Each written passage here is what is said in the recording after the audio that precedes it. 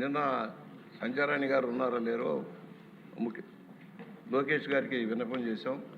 అంగన్వాడీ కేంద్రాలు మేము చాలా చోట్ల తనిఖీ చేస్తాం సార్. ఇక్కడున్న మన సహచర శాసనసభ్యులు కూడా విజ్ఞప్తి చేస్తున్నాం. అక్కడికి వెళ్ళినప్పుడు తప్పనిసరిగా ఒకసారి ఆకస్మిక తనిఖీలు చేయమని కోరుతా ఉన్నాం సార్. ఎందుకు అనేక లోపాలు బయటపడతా ఉన్నాయి.